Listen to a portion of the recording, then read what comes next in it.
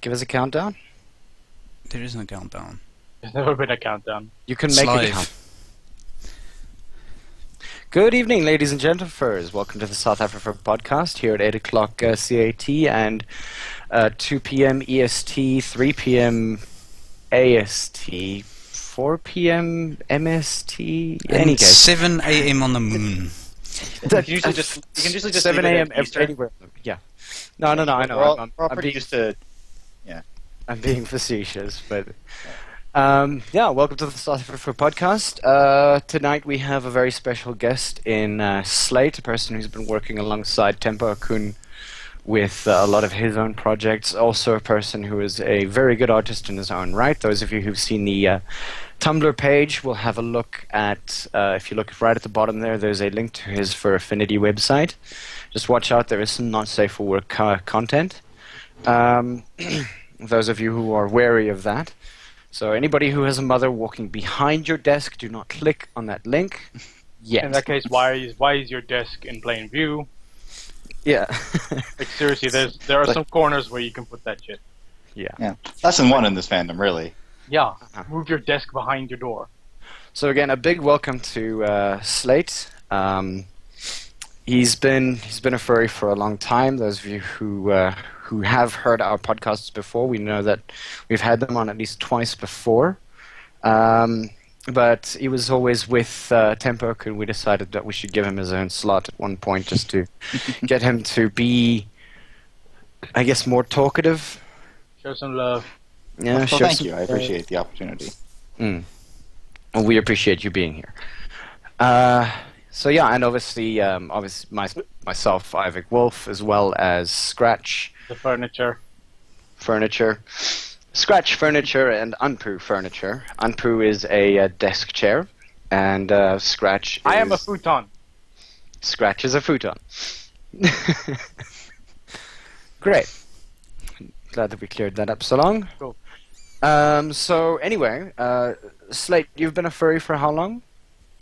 Oh, geez. Probably got about 10 years now. Oh, more. Maybe 12, 13 years at this point. 10 years, so you're also in it like from almost the beginning. 10 years is Lord, really no. the beginning. Yeah, but no, not 10 years the is like beginning. But very close to it. I mean, 10 years ago... Oh, wait, 10 years ago... Oh, shit, time flies. It was 2005. Yeah, no.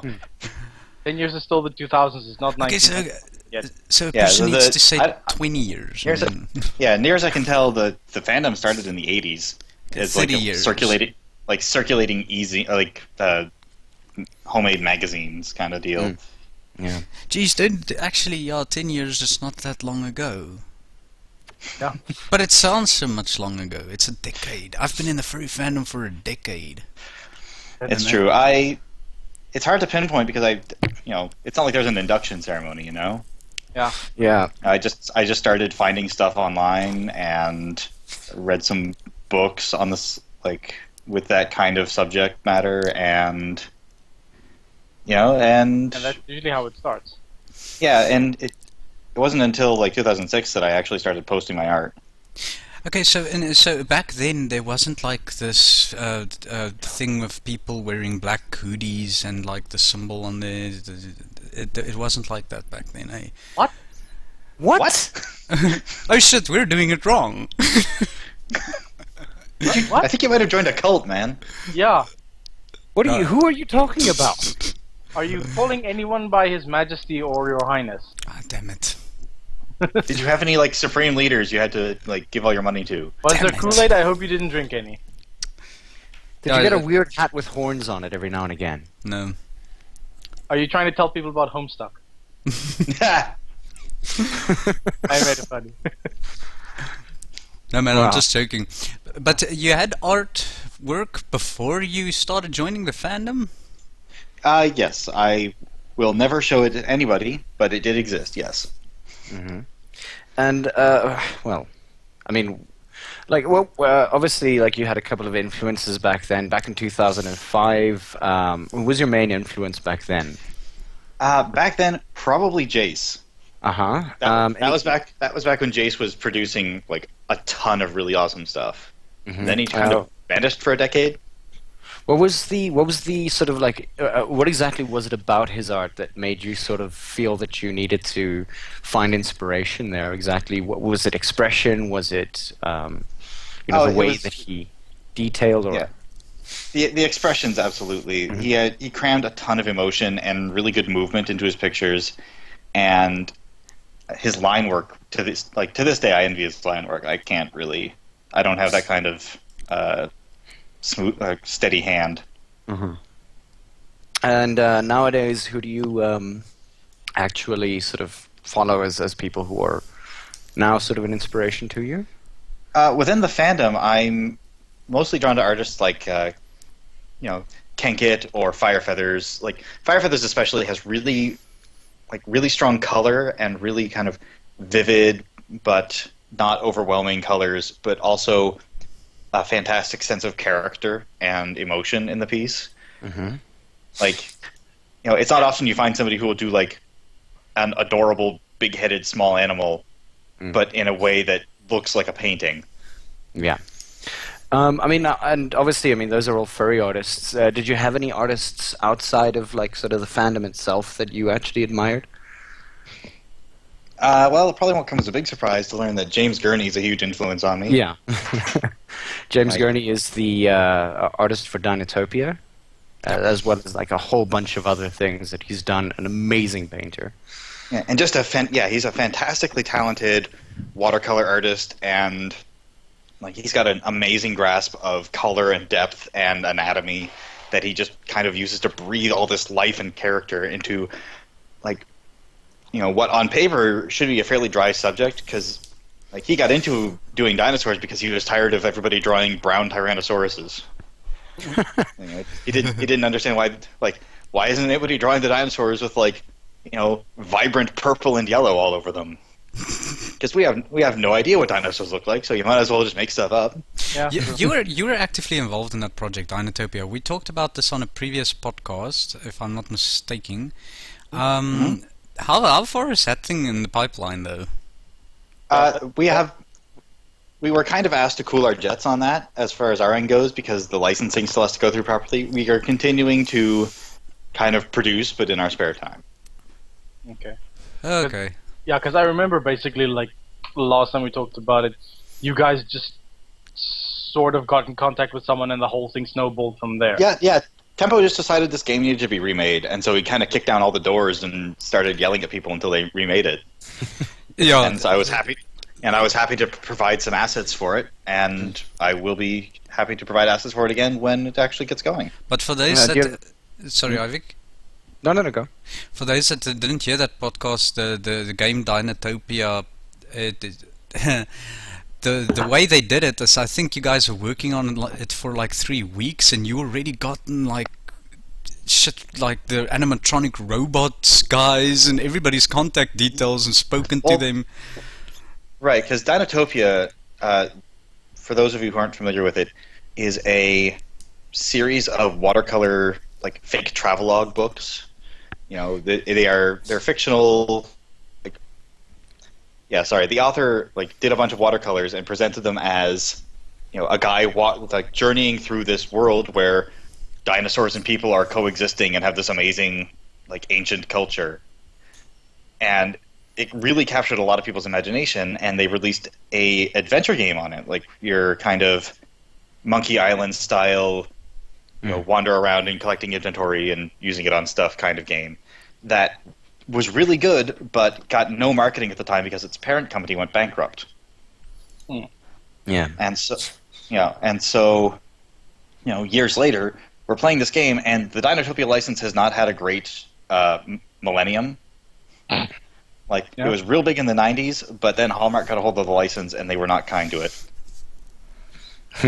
Not kind to it in the sense that they just didn't do anything with it? The series they did all the wrong things with it. They made a miniseries and then a movie featuring 2 alleged teenagers played by 30-year-olds. And where they were ignoring all the stuff that made the books interesting. No wonder Tempo got angry. One of the interesting things about that is that it started. I think they started doing reruns down here in South Africa on ETV or one of the television stations that we have down here. And I remember one of our furs actually said, "Hey, it's on television. I'm going to watch this now." And like about 5 minutes into it, he's like, "This is shit. It's horrifying." Yeah, no, it was really hard as a fan of Dinotopia in the early 2000s, knowing that this is what people now associate with Dinotopia. Like this amazing thing has been reduced to this kind of washed out, like, by the numbers, CW drama. And so when we found this, like when Tempo showed me this old game that because he had bought it back in the 90s when it was new, we played it, and we played it together, and it was obviously a labor of love. Like, the people who made this game loved Dinotopia and were passionate about it and got the details right and built puppets and hired actors and constructed sets. Yeah. And it was this amazing effort that nobody remembered because the TV show. They didn't have the money to advertise it. No, the game came out in '94, I think, and the TV show was like 2002. So there was this gap there. But because of the financial collapse of their parent company, there was no awareness of the game. And as I remember you saying, there wasn't also actually any drama or something like that in the game, but they had to put it in the story to make it a story. Right, like on conflict or something. Yeah, the books are a little light on conflict. They mostly just like set up the world, and it's just a guy kind of wandering from one end of the island to the other. Later books add some story in that regard, but by and large, Dinotopia is a very calm and reasonable place. Yeah. And so I think that when they went to make a TV show, they felt they needed to add drama, which is fair enough, but they added drama by breaking all the things that made the setting special. Yeah. So like the dinosaurs are no longer like wise and friendly. They're now like alternately stupid or arrogant. And yeah, just more generic, like, instead of having a weird thing where the predatory dinosaurs are like living voluntarily on their own part of the island, they are now like, fenced off and constantly trying to get out and eat people. So it's Jurassic Park for kids. Basically. Hey, Jurassic Park was good. As the creative director on the Dinotopia game sort of scene and everything like that, what I'd like to sort of know is that, I mean, what exactly is it that you're going to be doing to be able to get everything going? Is there's obviously going to be no change in storyline or anything along the lines of that. So no, exactly, what is your sort of goal? What is your purpose? My involvement will primarily be coordinating and recreating assets that are no longer acceptable or that no longer work. Like the video files, for example.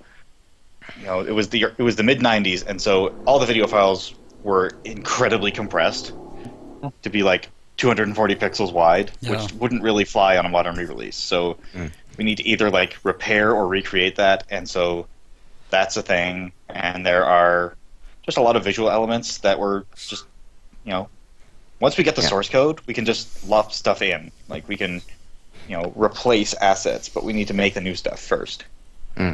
Understood. Okay. What was I going to ask? Sorry. Scratch? Nope. We heard you say, what was I going to ask? Yeah. I had something. I had something for that.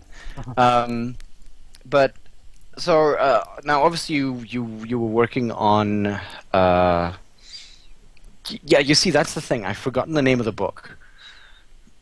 The Windfall? Yes, Windfall. You were working on Windfall with Tempo, and it's gotten quite a bit of acclaim from what I've seen. So I mean, exactly like, and it only released recently, right? Yeah, we released it officially at the end of June.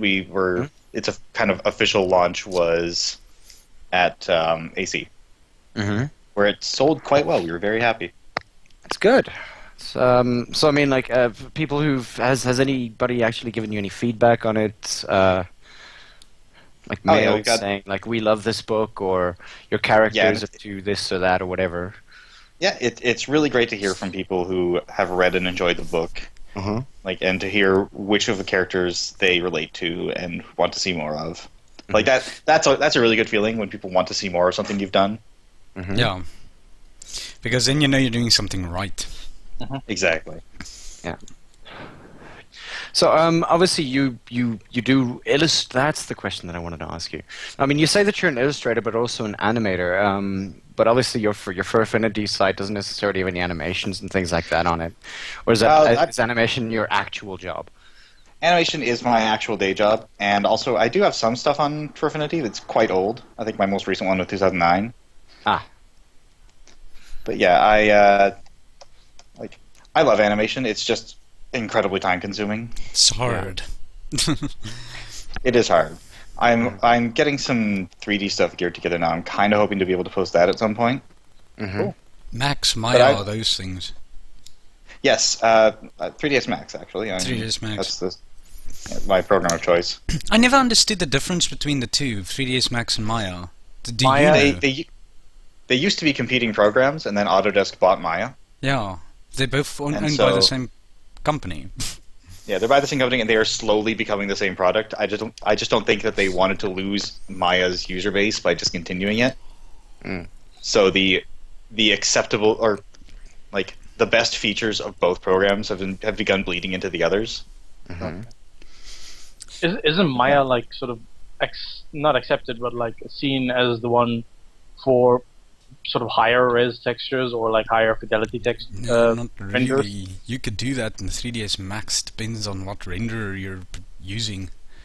Yeah, so much of it is dependent on other factors. It mostly just boils down to what you were taught to use and your personal preference. And no one uses the built-in renderers. Right. Just curious. Okay. What we would like to ask, or at least what I would like to ask you, is you know, you obviously have a specific style that you like going for and things like that. And to me, your style is a lot more realistic than a lot of other styles can be. But I mean, how would you sort of describe your style? I start with a kind of cartoon based because it's easy to set up and easy to kind of manipulate. Mm-hmm. Whereas if you're doing a straight up painting, then it can be hard to make adjustments later. Yes. But I also enjoy having some texture in my picture. So usually what I'll do is I will do most of a cartoon style, and then I will just start painting. So I will paint on like details like scales or fur. Yeah, or like the cartoony things is the manipulation, such as flash manipulation or something, that you can stretch and do these things and make all the words, mouth movements, etc. off the bat. Right. It's like I keep things with kind of line art and simple colors for as long as I can because that provides greater flexibility. And then when I'm sure that I have what I need, I will commit and start, doing more elaborate shading and details. That's cool. I remember the show. Okay, this is actually quite a violent program called Happy Tree Friends, and not many people had it, but I actually had the original Flash files from somewhere. Somebody gave it to me. Wow.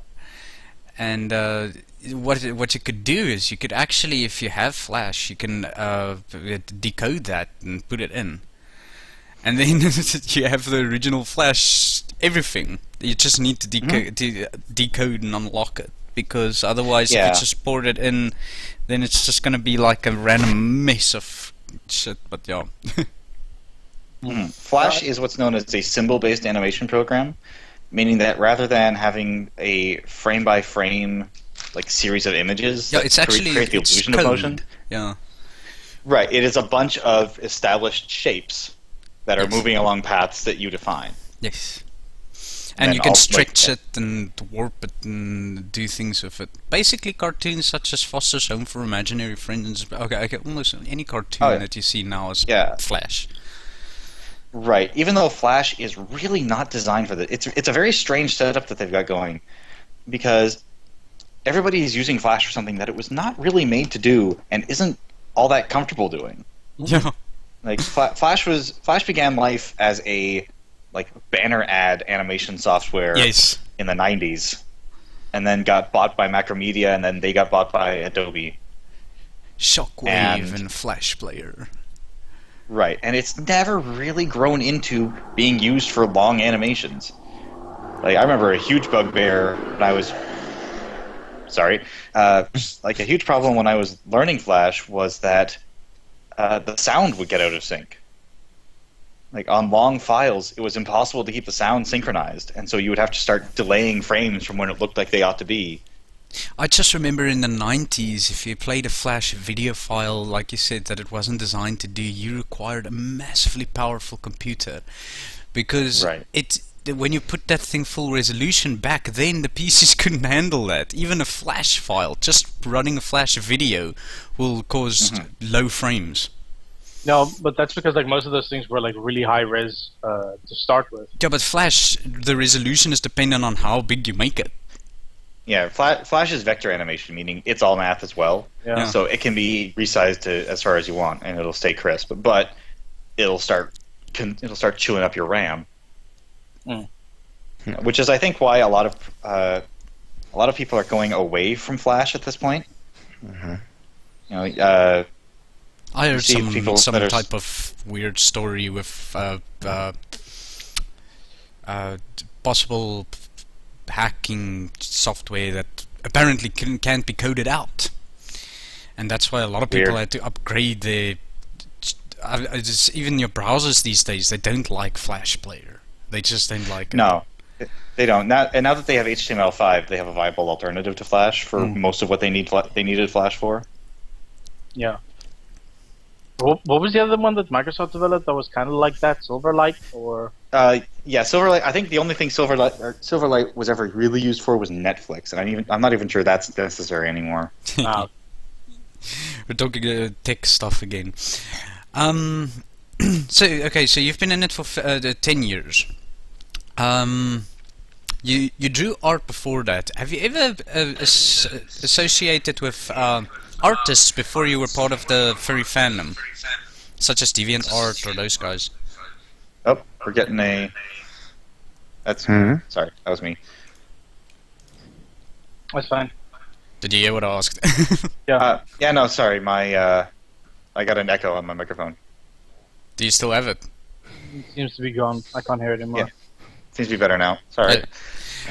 Yeah, I was just asking, before you actually joined the fandom, did you ever, I don't know, meet up with other artists and stuff that does the same type of thing? Not in real life, certainly. I'm fairly isolated up here in Canada. Oh, okay. Yeah, I'm not in one of the more densely populated areas. And I first started posting art when I was in college and hadn't really had a chance to do any traveling. And you posted on DeviantArt or what website? No, I tried posting on DeviantArt and I got yelled at. Why? Because it's erotic art. Erotic art. Yeah. Yeah.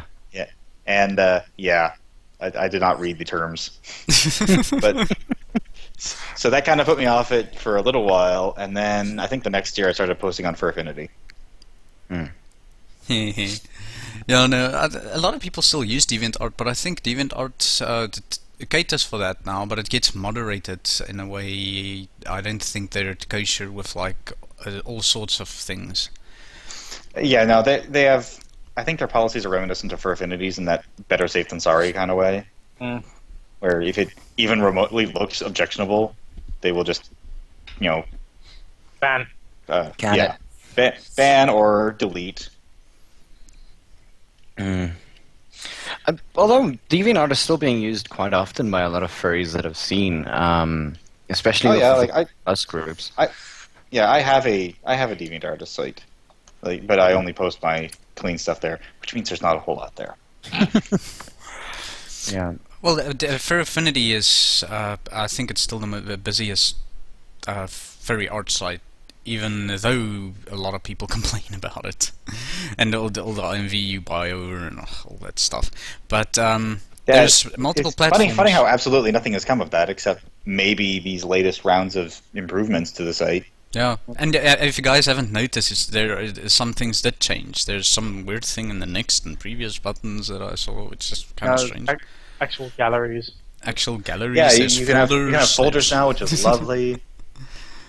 Folders are great. They've revamped. I think they revamped like how you manage your commission or your gallery and things like that. You know, the note system's got an overhaul, so it's getting there. I think they need to update their submission now, like their submission limitations kind of protocol now. Definitely Well, yeah, limitations. Like there are formats that it's just not comfortable with. There are If you have something up in an RTF for like Word and things like that, it just gets so garbled. it does not like RTF files. And well, there's a resolution thing. Although there's a way around that, it's still standard. It doesn't cater for large resolutions, but that's I think I don't even know now. Maybe it already changed. Because No, the resolutions are far bigger now. I mean, like some are huge files in there. That's nice. Good to hear. Yeah, like if that is the result of the IMVU takeover, then I see no reason to complain. Yeah, no, people are complaining because do you know what actually happened is IMVU had as a forum, right? And furries started gathering there and talking, and then the people say, "Yeah, you should be careful. They're only in it for the money and whatnot." I'm like, obviously they're going to be in it for the money. They need to make their money somehow. They need to pay for the servers and they need to pay for these things. So IMVU is just like it's a server that needs to freaking render all that, or not render all that crap, but keep all that virtual information right there. So they need to pay for that. That's an attitude you see a lot online. Like, Glitch is helpful here. He actually says, accepted forms JPEG GIF, PNG, JPEG, max file size 10 megabytes, max image dimensions 1280 by 1280. Yeah, so that's a perfectly reasonable. 1280 by 1280 is still actually a little bit small. Yeah, but the 10 meg update is actually kind of nice. 10 meg upload. Because that means it can't even take a proper wallpaper, but it won't. No, that's why you have Imgur, I suppose. Or South-Afrifur or Weasel or whatever. There's so many freaking sites. 621. I want to see I wish you. that South-Afrifur. I'm sorry. I wish that Fur Affinity looked like Weasel. Like, as far for my money, that is the slickest, easiest to use, prettiest site in the fandom right now. And it's not like, actually in the fandom. It's the fandom took it over. it Weasel? wasn't. Yeah, it wasn't really a furry art site. No, it definitely Oh, wasn't it? well, No. it is now.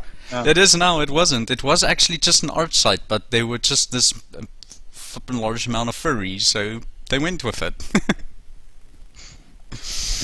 But yeah, Ivic, you're not gonna search for wallpapers on E621 for your work PC. Hell no. Well, Hell no. maybe. No. Yes. Dude, have standards. Have standards. I do have standards. Low ones. No. Have some discretion. What is it? How's that?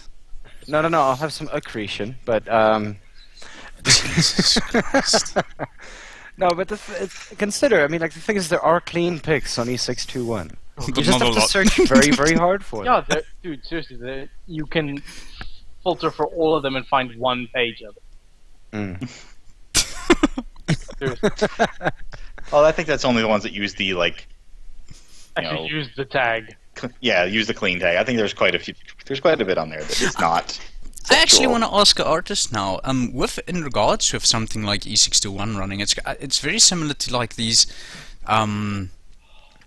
sites that just takes other people's art and whatnot. What is the process in regards with doing that? Do the people actually know that this guy posted my picture on that site? Isn't that actually supposed to be a massive story? They do tend to, as long as the artist says that it's okay, because their site itself has specific parameters, and if an artist approaches them and says, "I do not want my art on here," then then that's obviously what happens. But other art and all the art is supposed to be tagged for the artist and the characters. Right. Yeah. And in the case of my art appearing on there, I've never had a problem with it. Like, I do not actively post E621, but I'm always kind of happy when my art stores up there. Yeah, because it means somebody liked it. Right. Yeah. But the issue obviously stands is that, like, I mean, if I look at a Google Plus, so many people are like heavily butthurt about their art being stolen or reposted and reblogged to other places. Yeah, but why is it that artists actually do that? I can give you a reason for music, why do we but repost or why do we complain?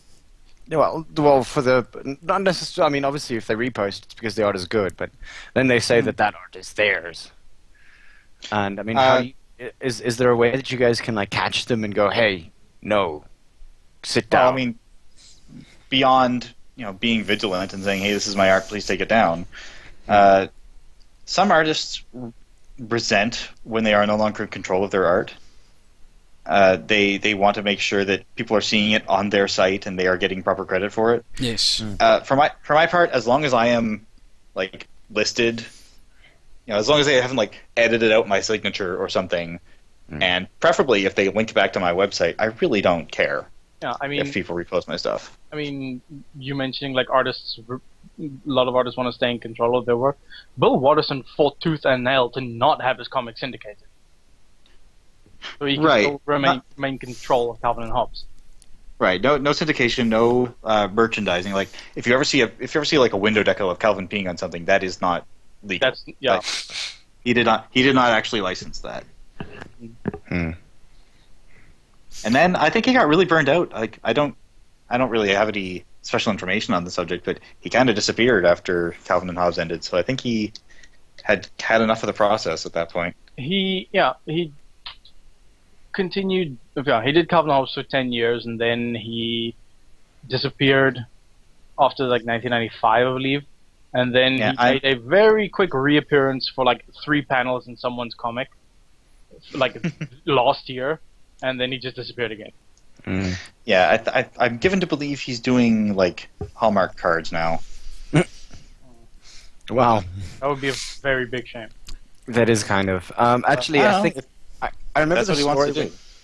I think with the story went something along the lines of that he phoned his producer and things like that at one point, that because he had this routine apparently, and every single day he would wake up and he would start storyboarding and do whatever he needed to do, and then he realized that he was remaking a joke that he'd done like previously, and he literally picked up the phone, phoned his producer, and said, "I quit. I can't redo things anymore. It's gone on too long. As soon as I start redoing a joke and redoing something in a specific other way, then it's time to stop." Right, and as big a shame it is that there was no more Calvin and Hobbes and that it ended what seemed to be before its time. I really can't fault him for that. Like for wanting to end it and when it was done. Yeah, no. If it's the end of the run, then it's the end of the run. I mean, you can't. Because he didn't get himself syndicated or sign anything, it obviously means that he had control of saying, "Okay, this is as far as it goes, and it's been fun." Right. But what about people that actually, geez, they continue with stuff that is now old? And this is what I hate about film, is they're ruining every freaking single good movie that is out there. And I'm very scared about the following thing that is coming out, because it was one of my favorite movies of all time, as Independence Day. Are they redoing that? They're making a new one. It's not a remake. It's a sequel. Lol. Yeah, that's gonna suck. Imagine they just mess it up, and I'm gonna be like, I just can't watch the original movie now ever. I don't know. There have been plenty of sequels that have not, like, at the time everybody cries doom and gloom, but a bad sequel does not really tarnish. At least it sort of has the same cast. That guy that also played in Jurassic Park, but not Will Smith, and the guy that was the president. So at least it kind of keeps its thing. But like Pirates of the Caribbean was something that actually a lot of people would say it should have ended at the first one. Right. I would agree there. Well, the second and the third were the same movie broken up into 2 parts, but yeah, it was very clear that they didn't intend to make more than one movie, and then they did. It's not necessarily like a movie. but I think everyone can unanimously agree that Prison Break should have stopped at season 1. Yeah. But if Prison Break stopped at season 1, it's basically the same thing like what happened with those guys that made Lost. They made like all these different things as well, and everyone just stopped after the first season. There was the thing Alcatraz, there was all these different things. It just stopped before it even ended, and their shows never ended. Lost never actually had an end. No, it was just a repeat loop. And then this never has an end. There's just it never resolves, and that's actually kind of a premise to build a series like that. Just you don't know, you make it seem like something is happening, but nobody knows what the fuck is happening. Neither do we. So let's fucking make a show like that. Lost reminded me of what the Americans would probably have done, or what the Americans have decided. This should be what Naruto is at this point.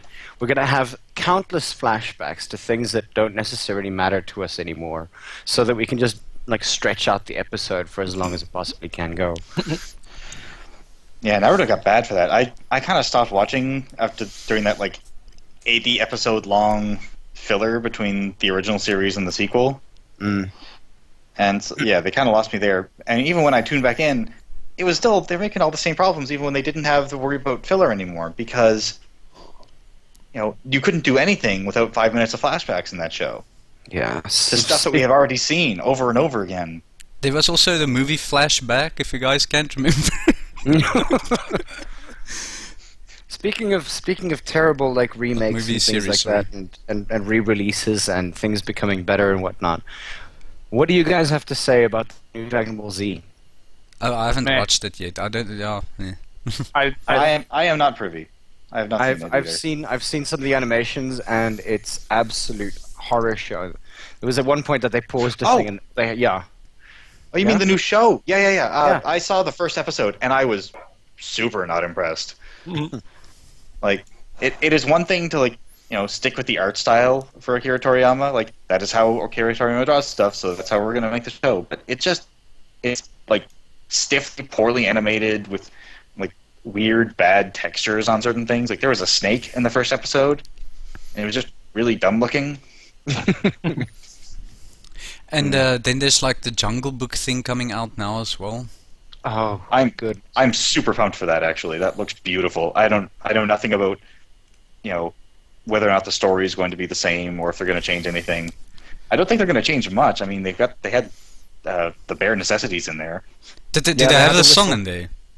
They had the whistle right at the end when the bear was like, Baloo was drifting down the. An interesting thing now. It might be largely the same movie, but everybody's realistic now. There is a question here. Tox actually asks, what about artists editing your work, such as like recoloring? As long as people keep the signature and reference to you and whatever, is that okay, do you think?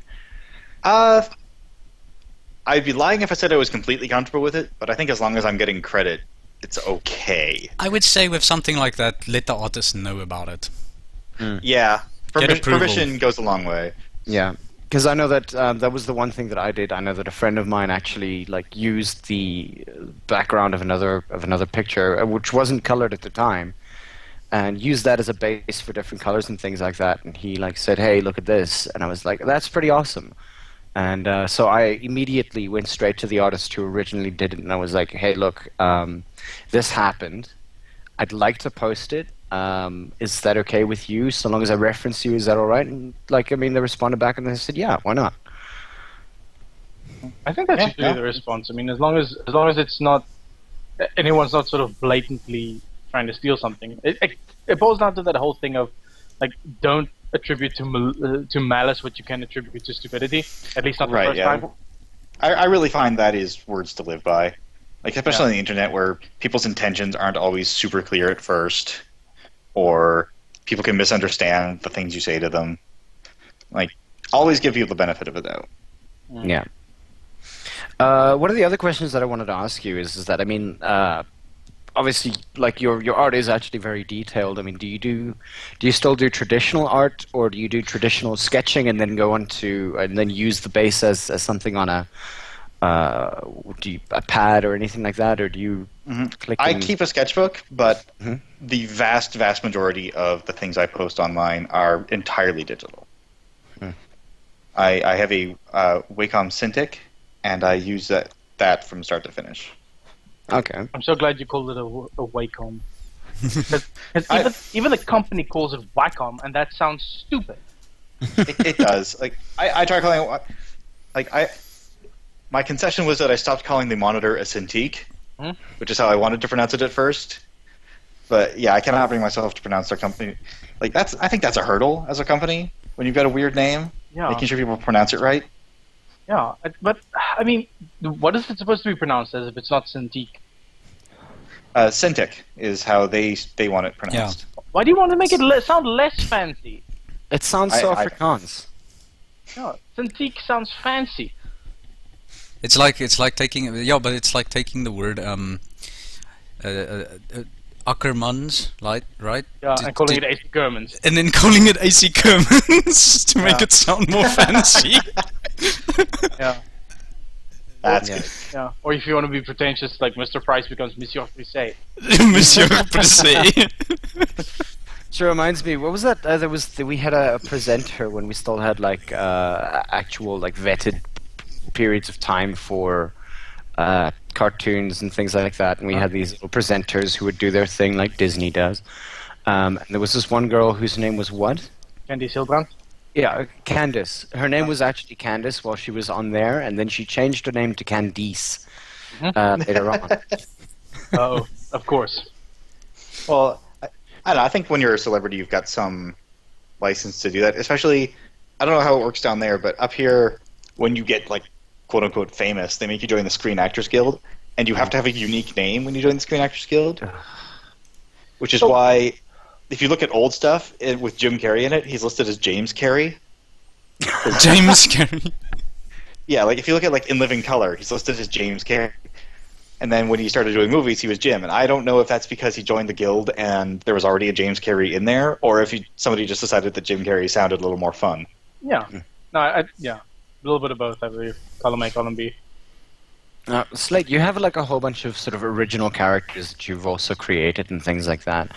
While like sort of drawing your first rendition of them, do you ever sort of just sit there and make up their story as you go along?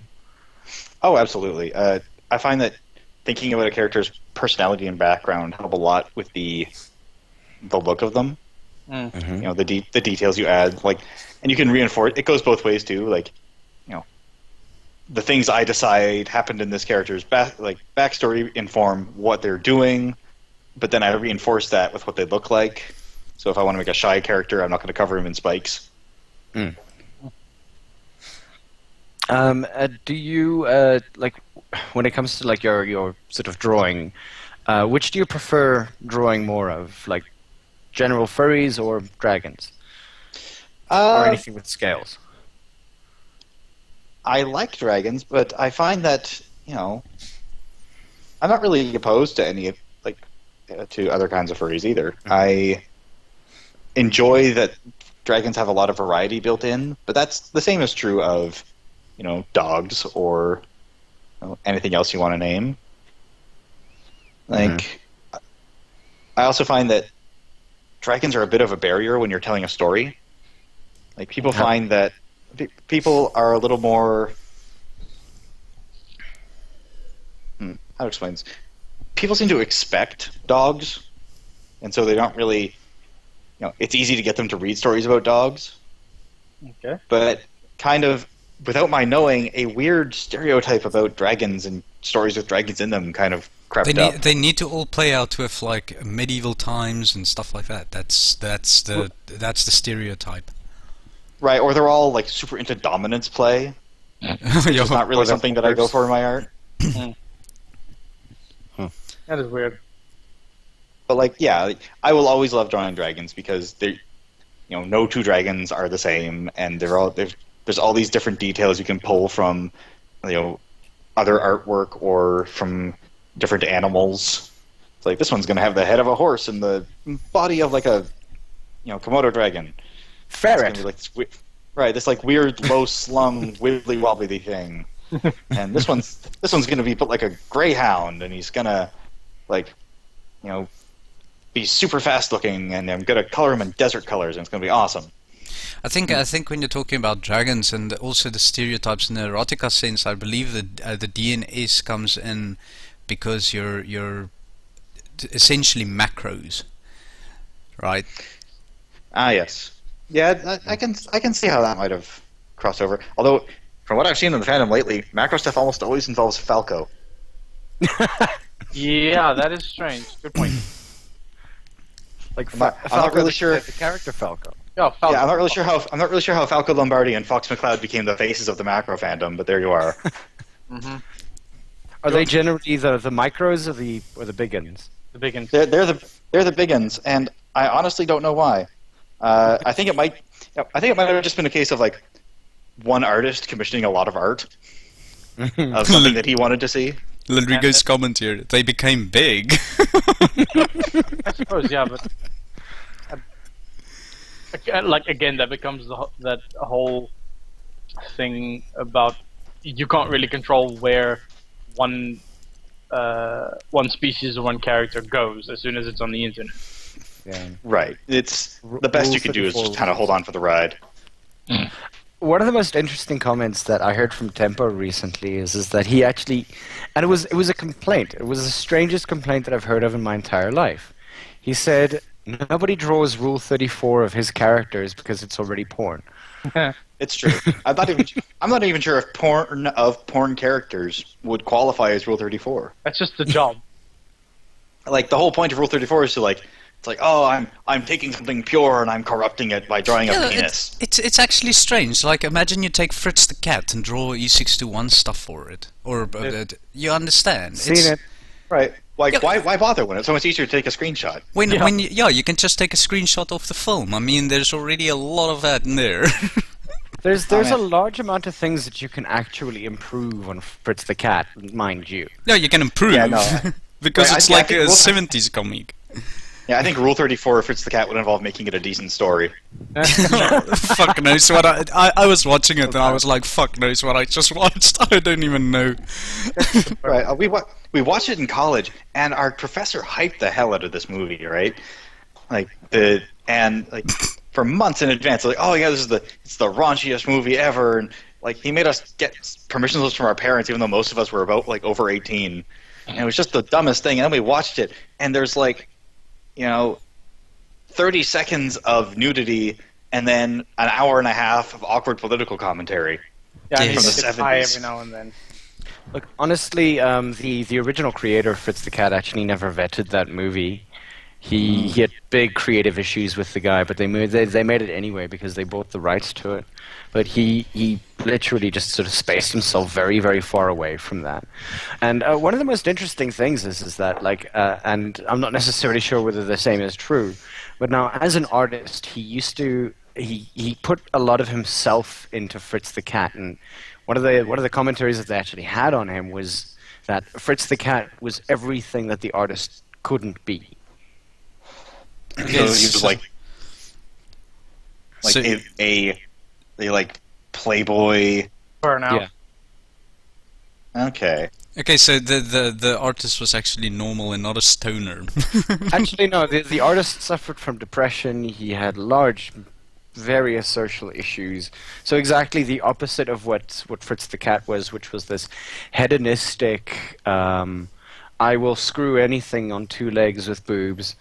I will get high when I want to. I will disrespect the police. I'm not even sure that he limited himself to two legs. Yeah, free love and anarchy and all that kind of cool shit. Yeah. And weird, like, semi-racist things, except he's literally talking about crows, so it's not really clear. Yeah. Yeah. As if the crows weren't a metaphor. Yeah. They're black. Yeah.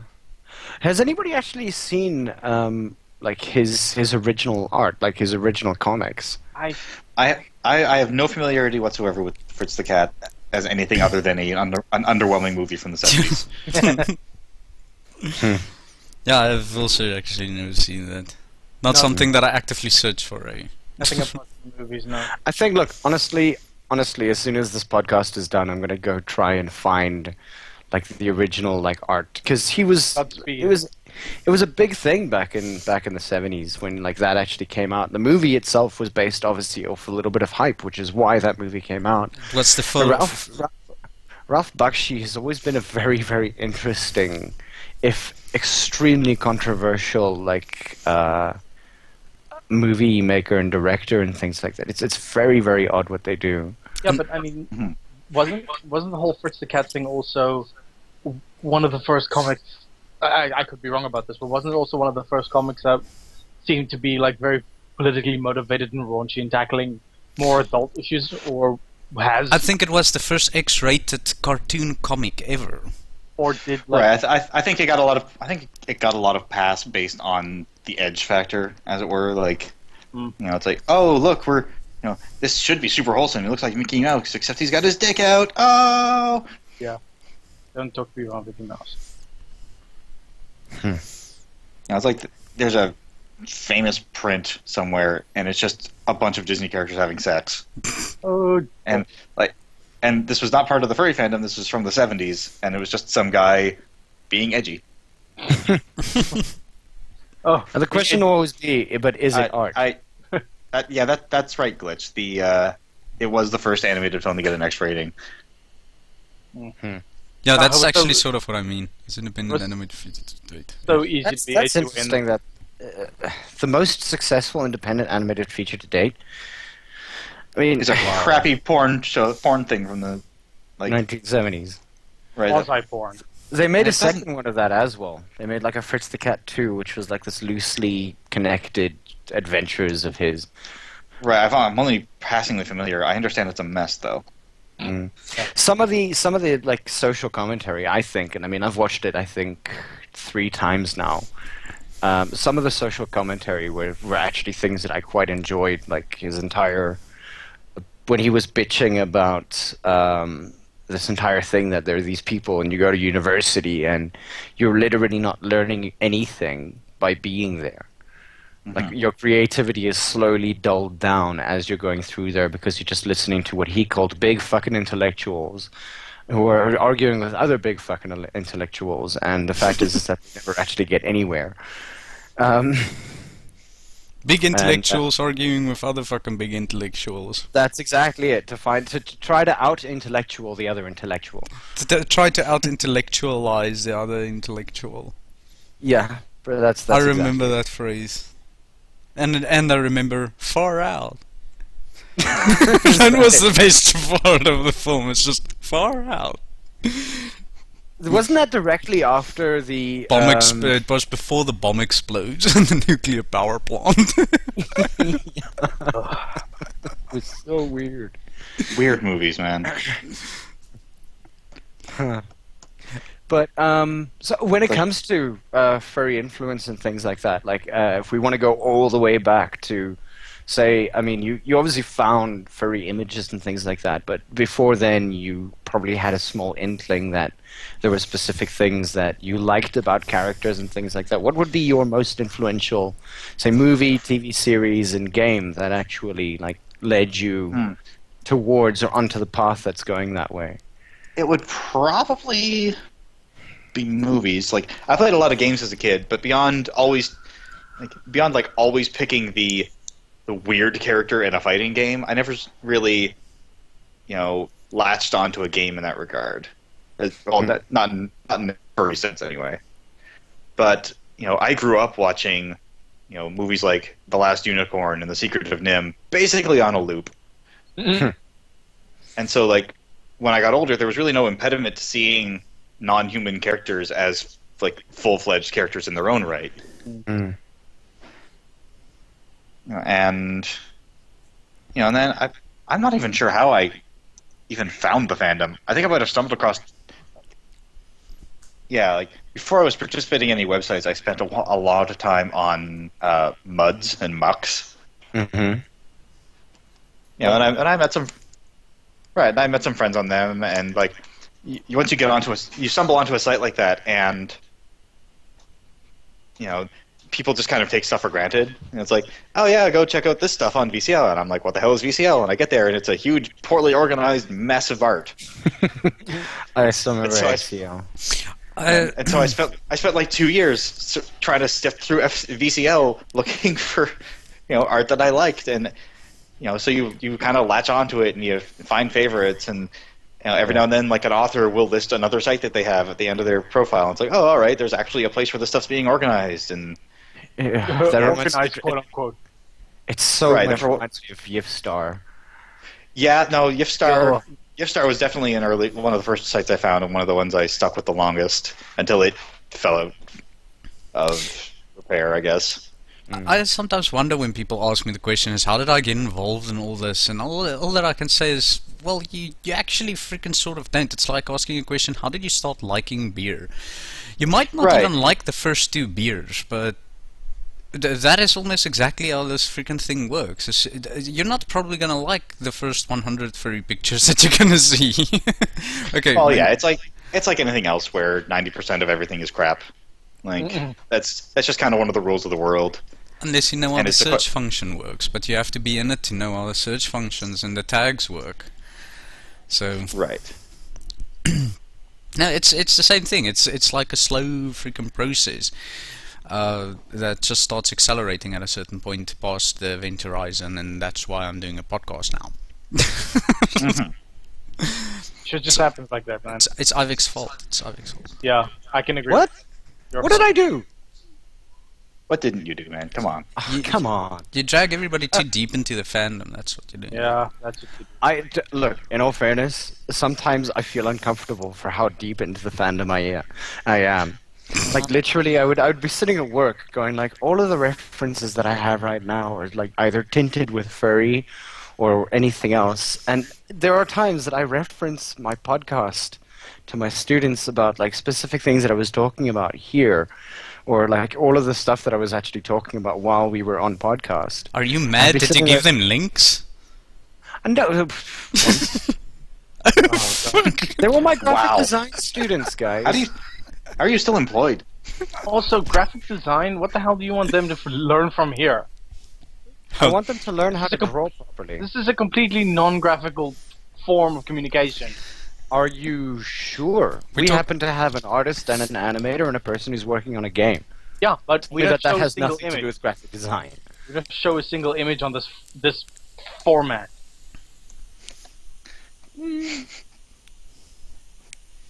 Anyway. But look, I am. You know what? I apologize from the deepest part of my heart about how deep we are into this entire thing. But you know what? In for a penny, in for like £2,000. But there's a question coming from the Peanut Gallery. Tox asks, Slate, what's your favorite artist at this point? Like, I know you mentioned Jace being an influence way back when, but who's sort of the big people that you mentioned? What's it? I mentioned earlier that I'm a big fan of Kankit and Firefeathers within the fandom right now, and James Gurney in like quote unquote real life. But really, I'm not really super picky about where I get the art that I love. You know, there's a. You know, I could say that I'm really enjoying Hex's art, but that's kind of just Kankit again. Mm-hmm. And what about Blotch? Well, Blotch is. It feels unfair to say Blotch. Like, I love Blotch's art, but Blotch is kind of defunct at this point, and the artists that comprise Blotch have gone on their separate ways. Kankit is one of them. Huh. I didn't know that Blotch was actually a bunch of artists, to be dead honest. Blotch is 2 ladies, Kankit and Tegan. Okay. Yeah, but it's also difficult to answer that question. Who's your favorite artist? If you say, and then obviously you can piss off the other person. Sticky Finger asks, "What about Dark Gem?" I'm frightened. I'm frightened to figure out what that actually is and who that is. Can I get a link? I don't know what that is. Dark Gem. The wink is making me nervous. I'm wondering if I should actually click this. The wink and the like smiley kitty face. If it's not safe for work, then take it offline, like after the show. Actually, you know what? He's got me on Skype. You can Skype through the link to us, and we'll give our general reaction as we're looking at it. Mm-hmm. He says leave it. Yeah. Wow. Is it that bad, huh? Good. I'm glad that we actually have boundaries. Limited boundaries, but boundaries nonetheless. Good. Mm-hmm. So I mean, like up-and-coming projects. Obviously, you're still working with Tempo on. I don't know. Are you working on the? You're helping him in some regard to like Nordgard, right? Yeah, I'm providing some like. My involvement in the ongoing Nordgard project is actually minimal because it's kind of tapered off in terms of production because we're not sure if and when the second volume will ever come out.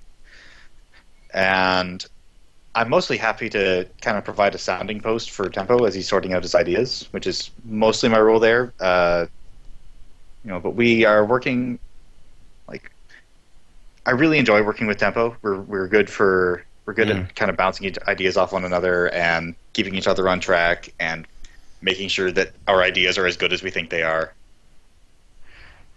And we've got a cool thing coming out now. Let me get a image somewhere that I can show you guys. Okay. Hang on. Hey, this Dark Gem guy isn't that bad. He's a pretty good artist. I kind of strange concepts though. I'll Control Shift N and take a look at it a bit later. I'm gonna leave the rest of that for later, but that's actually pretty interesting. Actually, you know what? Spirit Runner actually brings me to a specific other question. Aside from that, in fact, we'll ask his question, then I'll ask my question. So, Spirit Runner asks, have there ever been artists who don't really care about what they're doing that do commissions? I don't understand that question. Yeah, I'm not sure either. Like, in other words, I wouldn't be able to I know what it says in my head, but I'm not necessarily sure. Spirit Runner, could you just I think it's Mika. He says it's Spirit Runner, or whatever. Yep. As far as upcoming projects go, hang on, let me actually sign into the chat. Tempo and I are working on a new one right now. That it's looking pretty cool so far. It's this emergent world of like a 1940s pulp action series about a dog with a rocket pack. Yeah. All right. I'm hooked. Reel me in.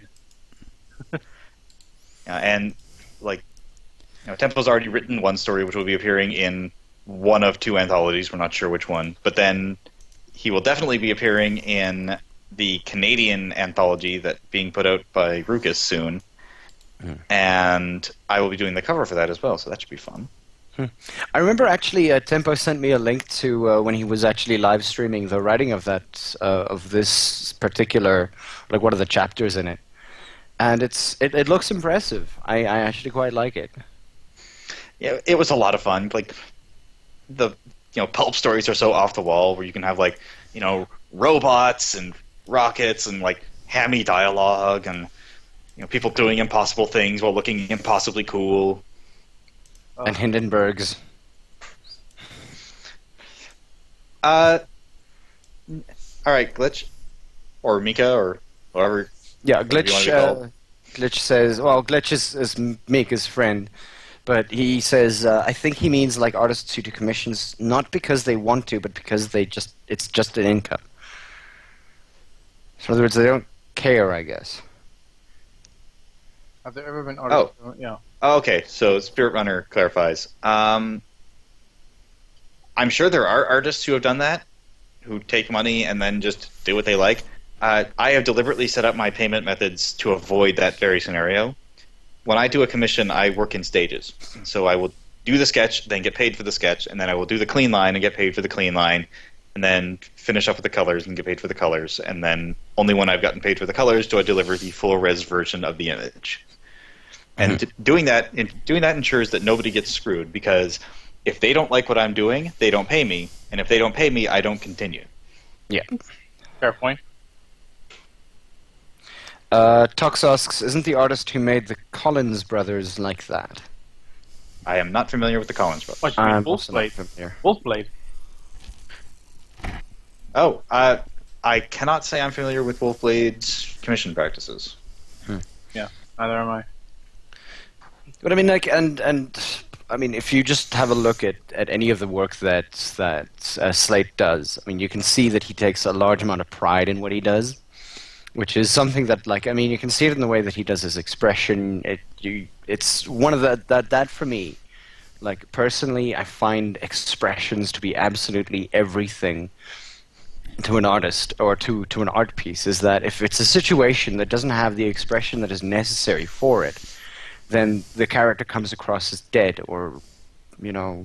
It can be very distracting if they don't have the right expressions. And I do put a lot of effort into making sure that characters look as though they are reacting the way they ought to be reacting, and I'm glad that you appreciate it. Yeah, that's kind of why cartoon drawing's always been really fun for me, because you can always exaggerate the expressions, and it's harder to sort of... nuances become sort of boiled down, and you can get to the essence of, like, a thought or a reaction a lot quicker than you can with something more dense, like actual painting or actual... That's actually one of the definitions why I say people like the furry fandom, is because you can exaggerate expressions like that. Any comic. It's like it's kind of an old trope that, like, furries are easier to draw, and the reason for that is because it kind of is, like, you still need the basics of ability. You can still make some error, but yeah. Right, like when you're drawing furries, you have a much larger margin of error in terms of the realism involved, or, like, you know, the details, because we spend all day every day looking at human faces. We know what they look like. We know when you've drawn them wrong. Yeah, that's where the Uncanny Valley comes in. Right, we are less familiar with, like, dogs. Yeah, but I would say that is 100% true. Myself and Scratch actually had this discussion. I would say that is 100% true when you're going after a realistic-looking human being. But then you get something like anime, Chibi.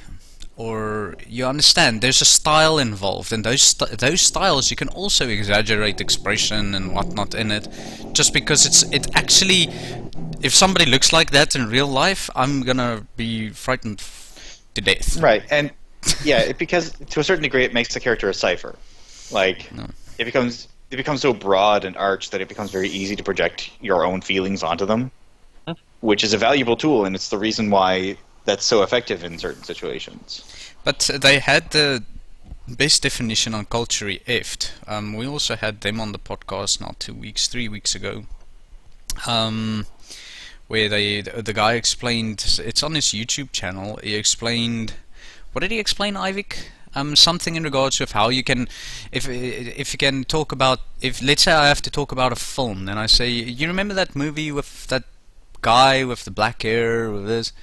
Or what if I told you, do you remember? That narrows it down.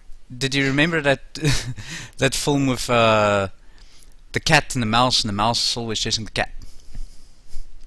I mean, the cat is always chasing the mouse. Well, yeah, yeah. I think has it. I think the mouse chasing the cat would be a little more memorable, actually. But you understand what I mean, or Itchy and Scratchy. But that wasn't ever a show. But you shouldn't have been a show ever. It's a show in a show. I would not want to have seen that. No, I actually loved it. That was some of the best part of The Simpsons for me, is the Itchy and Scratchy show. Look, honestly, it was like a realistic version of what Tom and Jerry would be if they, like, did all that kind of stuff, but still with the same toony. It was pretty much what would happen if you took Happy Tree Friends and turn it into, like, a stylized thing. Right, yeah. Tom and Jerry was, or no, not Tom and Jerry. Itchy and Scratchy was just kind of poking fun at Tom and Jerry and how, like, the only reason this violence isn't terrifying is because they just bounce right back. Yeah. And that's with all cartoons almost. I mean, look at the Roadrunner and the Coyote. But there you see, is you just mentioned that, and everybody knows exactly what I'm talking about, and that's what they mention on Culture EFT. Is that is how you actually can really define the characters better just by making them something else than normal people. And Yeah, no, well, but back on your topic that actually kind of got now with the Itchy and Scratchy and those things, it is actually pretty bad if you look at it. And I think that's why you don't get as much cartoons like that anymore, like old Looney Tunes and whatnot. If you consider it, I mean, everybody is so freaking stuck up these days. Like, the guns are bad stuff. Imagine the cartoons with Bugs Bunny and, what is the dude's name again? Elmer Fudd. Yeah, well, Elmer Fudd or Yosemite Sam. Oh yeah, yeah, both of them gun-toting people. Yeah, if a show like that gets made today, even in its comedy, if it's not that exact type of style, then people are gonna get, oh no, what are my children watching? Guns are bad. Well, you gotta remember that back in the day, at least, Looney Tunes cartoons were marketed at adults. Like they were not meant for kids. They got relegated to kids stuff along with all other cartoons in like the 60s and 70s. Weren't those cartoons actually put into like the beginning of the movies? They were. Oh, kind of like what Pixar did sometimes with that, like the Birds on the Wire, which is probably one of my best. Right, now favorite. That's Disney did the same thing, but Warner Brothers never branched out into movies the way that Disney did, and so they, their animation fell by the wayside for a long time, and they were just kind of shown in reruns. Oh. Oh, I actually didn't know that it... Okay, I can actually see why it would have been marketed towards adults. I mean, Roger Rabbit as well. I cannot really see that as just being a kid's show. That was the darkest thing that I'd seen in my entire life, that movie. What? Who Framed Roger Rabbit? Who Framed Roger Rabbit? So dark. That was brutal. Yeah. No man, dude, there's much worse. Imagine frickin'... This is the worst movie. This gave me nightmares when I was a child. Frickin' Watership Down, dude. Oh, but yeah, that too. Oh yeah, that was that one was crazy. But Who Framed Roger Rabbit still has that comedic effect. It had a comedy effect, but the thing is that the last like 20 to 30 minutes of that movie just got dark. That was the darkest.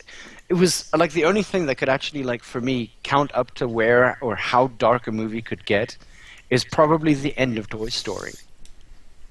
Oh, and the Toy Story is bad. I still think it doesn't compare to the shoe scene from Roger Rabbit. Yeah. Yeah, but they also had some weird references in that movie. Like, what do you call that game where you clap hands? Patty cake? Patty cake, yeah. Instead of saying they played patty cake together, and then he shows the pictures of this girl. Right, like, and it was really great because they set it up like a euphemism for sex, and then it turns out no, they were literally playing patty cake. They were literally playing patty cake in the pictures, and this rabbit is like, oh no.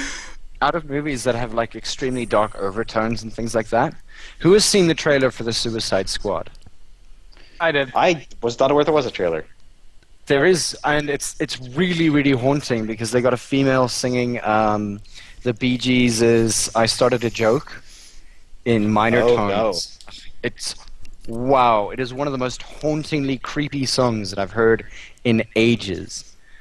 I mean, and I mean, that is a very depressing song to begin with, but like when the Bee Gees played it, it had this upbeat little guitar in the background, and it was alright, and then they decided to take that and just tone it down like 3 levels and put a woman with this eerie voice. It is amazing. It's like I literally started crying.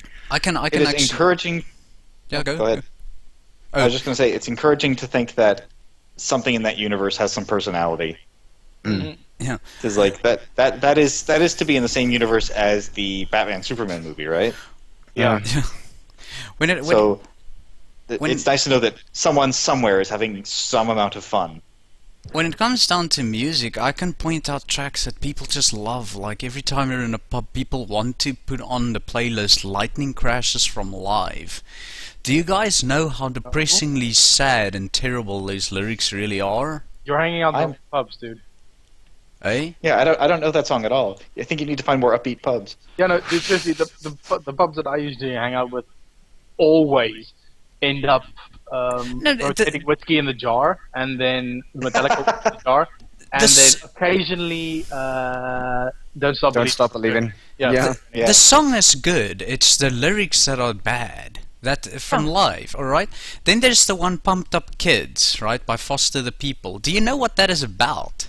Yeah, isn't that just like the horror movie quotes taken out of context? No, or something? it's about a mall shooting that happened in America, and the guy is singing from the shooter's perspective.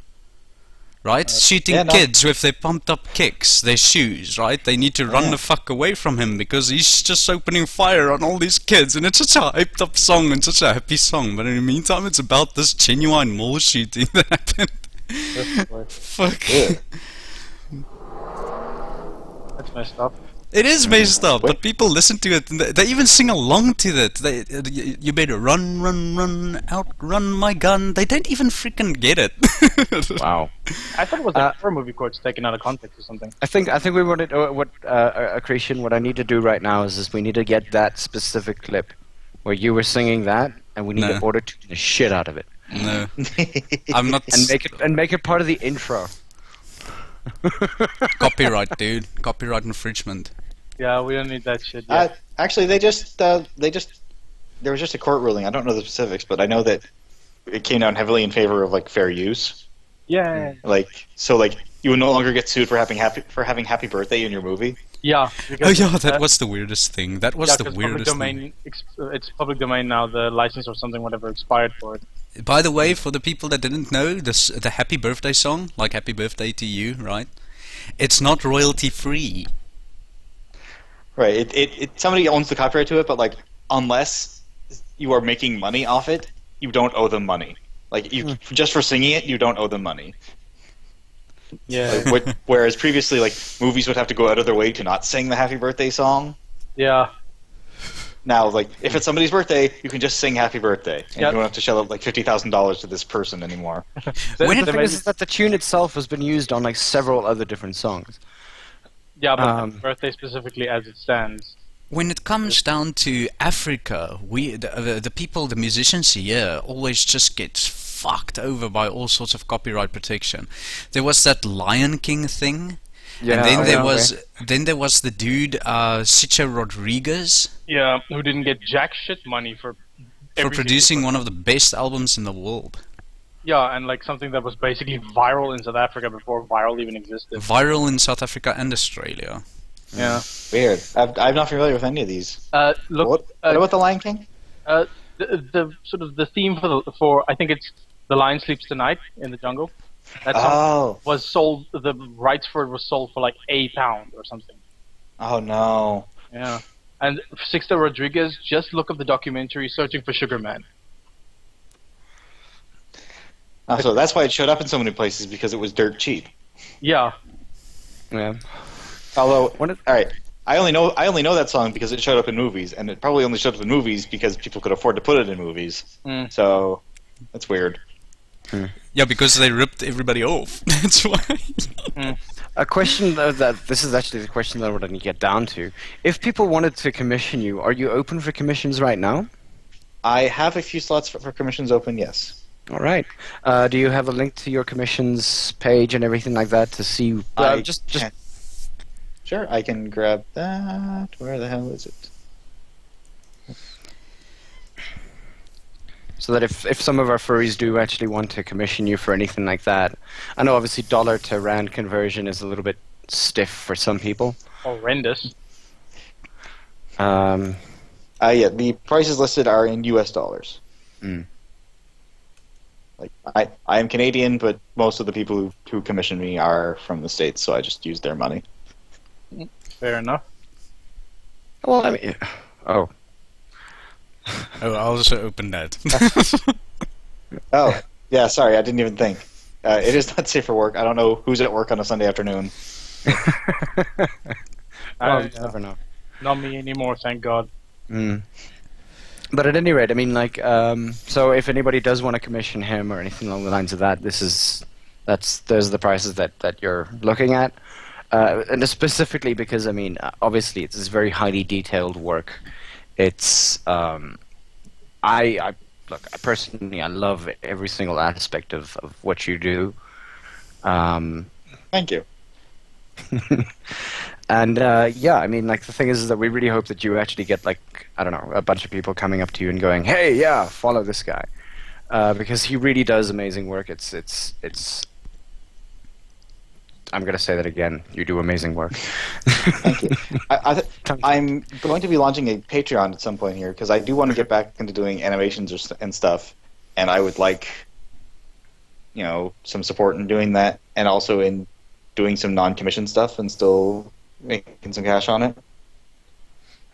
But yeah, that will probably be coming down the pipe soon. All right, cool. So you'll be opening up a Patreon site soon.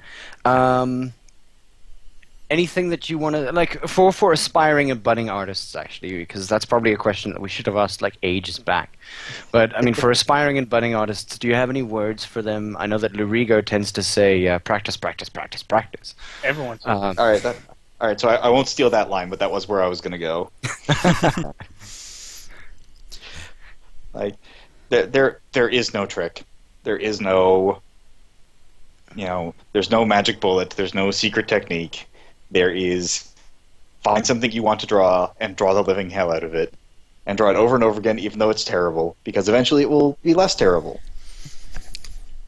There's a great quote from Adventure Time where they say that sucking at something is the first step in being sort of okay at it. Yeah, that's one thing that is actually cool stuff to hear from artists, because in music, when people want to produce a certain type of thing like electronic music, they want to do electronic house music, there is a trick and there is secrets that nobody shares, and that's actually the default drum sample packs, and it really is. And when you know them everywhere. You're like, I can actually name them by name when you know the sample packs, and they keep it a secret, or producers don't like to share it because they know that anybody that just puts it together can make exactly the same music that he does. Right. So it's actually kind of shit. Can I ask you a question? You don't have to answer it, because actually this is a PG podcast, but Sticky is asking, what is the weirdest thing you had to draw?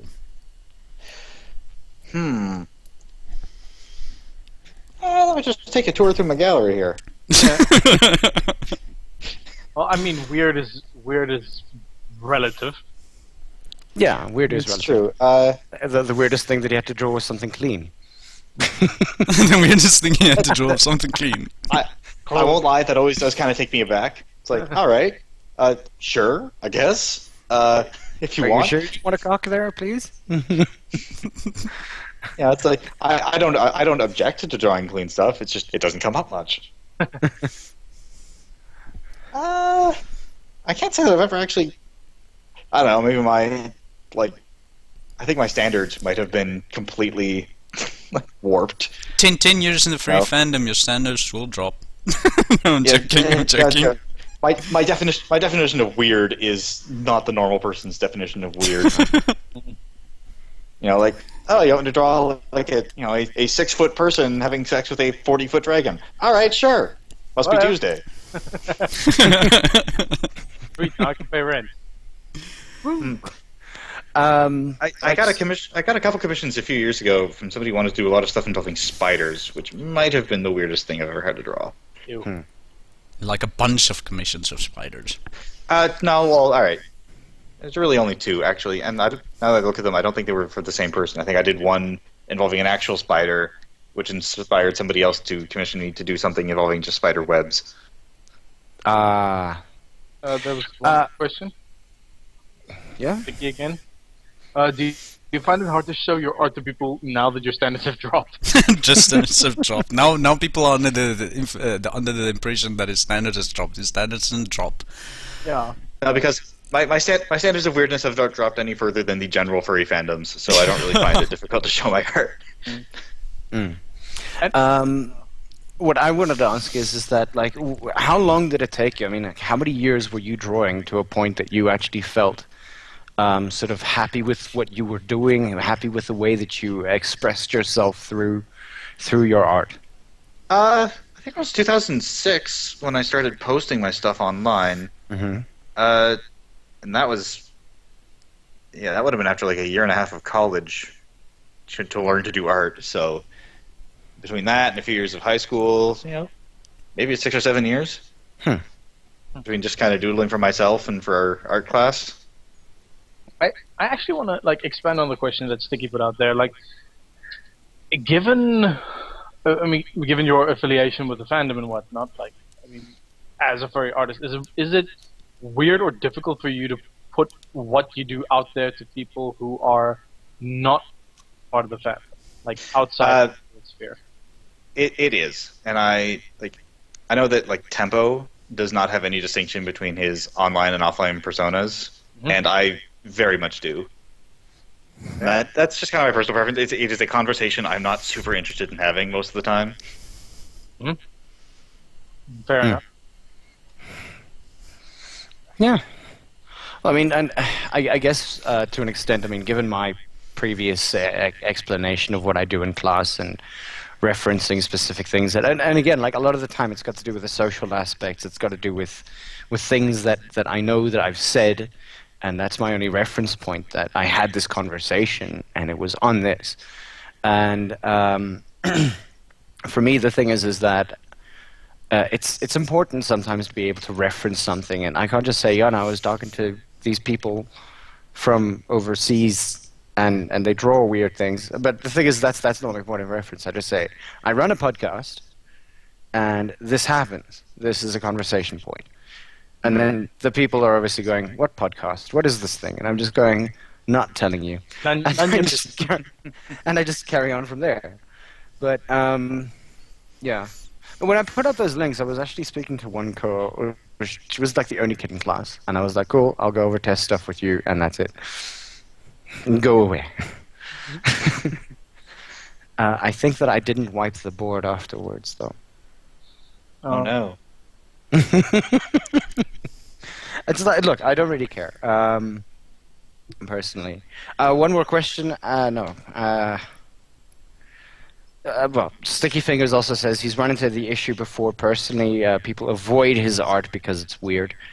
Do you actually find that some people sort of like approach your art? Have you actually ever had like a person come up to you and actually out and out admonish you for drawing what you do? No, never. Like, the only time I'm ever out in public in a place where people might recognize me or my art would be at a furry convention, and then in those cases I am nowhere near the weirdest guy in the room. Yeah, definitely.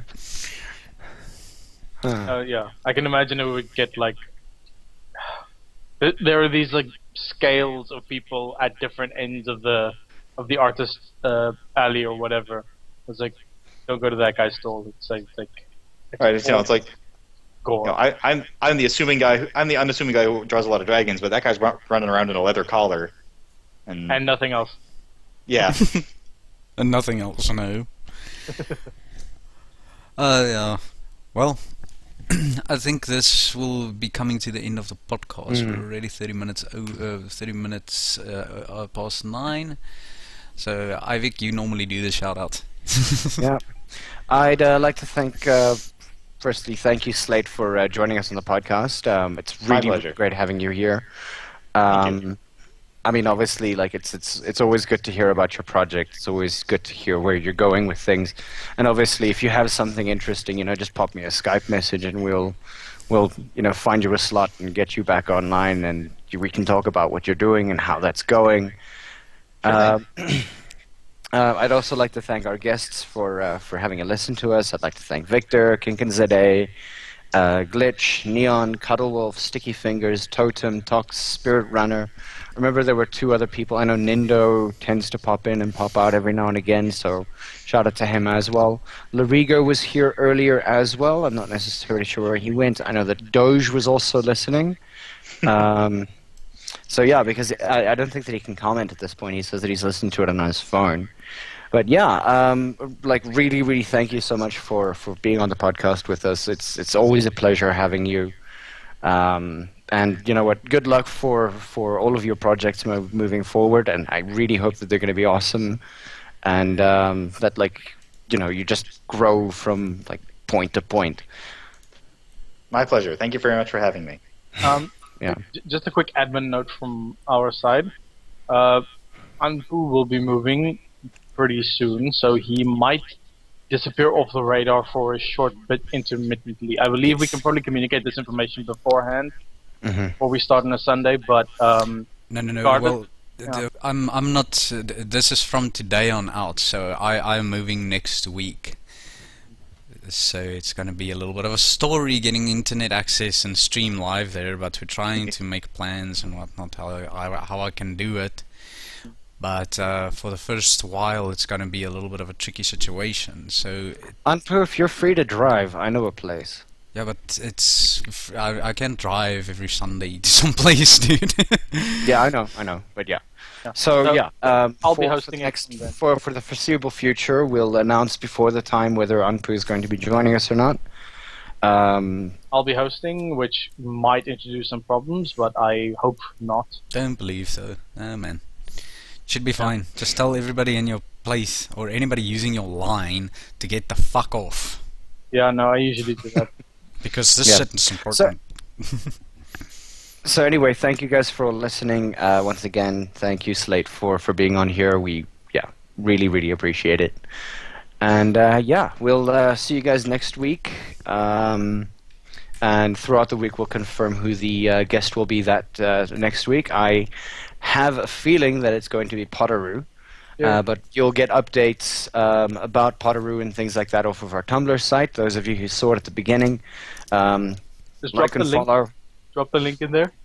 That is a for affinity link that I don't want to drop at all. Finding it. Bang. Okay. So that's our Tumblr link. Those of you who haven't followed yet, follow there. You'll be able to get a little bit of extra information about our guests. And you'll be able to read a blurb about them, find out who they are, find out if you're going to be interested in them or not, and then not listen to us ever again. So great. We'll see you guys. I'm so snarky. See you guys around. Cheers, man. Cheers. Cheers.